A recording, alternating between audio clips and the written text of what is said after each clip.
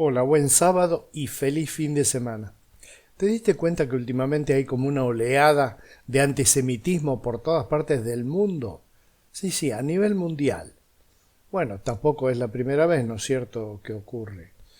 Hoy quisiera que nos diéramos cuenta de que como cristianos, y acá hay una parte de identificación de nosotros como cristianos, como pueblo de Dios, que nuestro fondo, nuestro trasfondo es judío.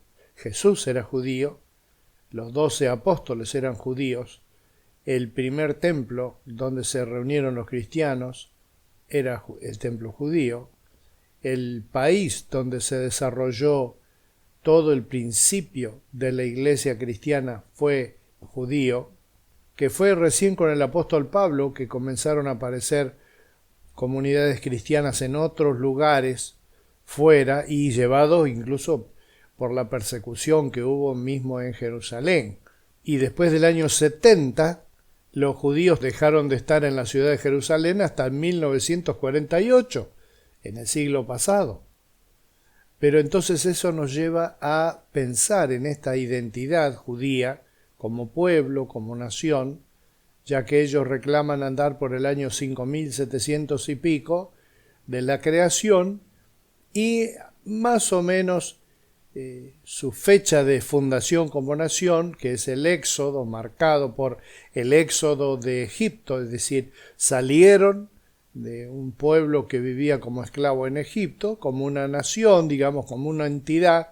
En realidad se llama técnicamente esa forma anfictionía, es decir, es un conjunto de familias que son todos parientes y que tienen en común eso, de que son todos parientes patriarcales. Entonces cada jefe de familia, cada viejo más viejo de cada familia, esa es la autoridad de cada familia. Están todos de acuerdo, se juntan, hacen un asadito y entonces ahí deciden lo que van a hacer entre todos los de la anfictionía, por ejemplo, ir en guerra para un lado, o ir a conquistar tal o cual lugar. Ahora, eso también significa que un día la mayoría de las tribus dicen, bueno, vamos para tal lado, y dos tribus dicen, no, nosotros no vamos nada.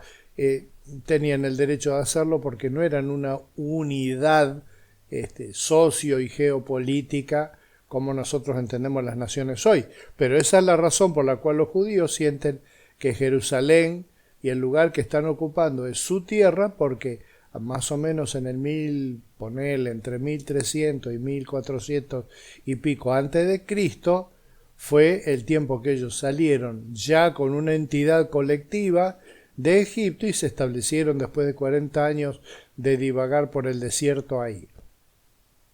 A donde estoy queriendo llegar, y con el ruido impresionante que significa esta ola de antisemitismo que te estaba diciendo recién, y el hecho de que hay un conflicto muy severo con Palestina, que hay que tener cuidado con eso, porque la gente que vive en Palestina son los palestinos, y los judíos que viven en Israel también son palestinos, son de la misma zona, son todos medio parientes, y lo que los judíos quieren es que los dejen vivir tranquilos en lo que consideran su tierra desde esa época del Éxodo, cuando ellos entraron en una tierra donde no había naciones,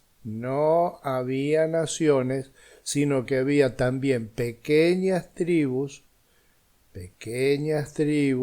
no había tribus unidas en millones de personas, pequeñas tribus que vivían en la zona que llamamos Palestina, o en algunos casos Filistea, se los llama en la Biblia, por esa raíz muy antigua del idioma que es Pilistim, un nombre así. Entonces, todos los nombres parecidos a Pilistim, Filisteo, etcétera, todos tienen ese mismo origen etnográfico. Es muy interesante para los cristianos, especialmente, para los judíos también, cómo fue esa identidad patriótica del comienzo de Israel.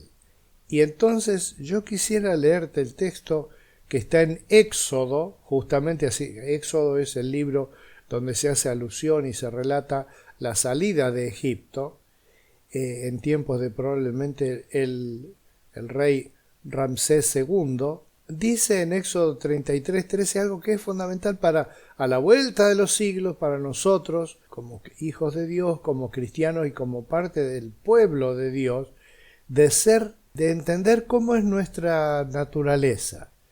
Dice en Éxodo 33:13 que Moisés le preguntó a Dios y le dijo así: pues si realmente es así, dime qué quieres que haga. Así sabré que en verdad cuento con tu favor. Ten presente que los israelitas son tu pueblo. Yo mismo iré contigo y te daré descanso, respondió el Señor. Y esa es una promesa que a nosotros, los hijos de Dios, nos viene bien hoy día y siempre, de saber que básicamente nuestra identidad no es una identidad religiosa o formal, sino básicamente una entidad espiritual donde nuestra vida está sustentada en la presencia y compañía de Dios todos y cada uno de los días de nuestra vida, incluyendo hoy.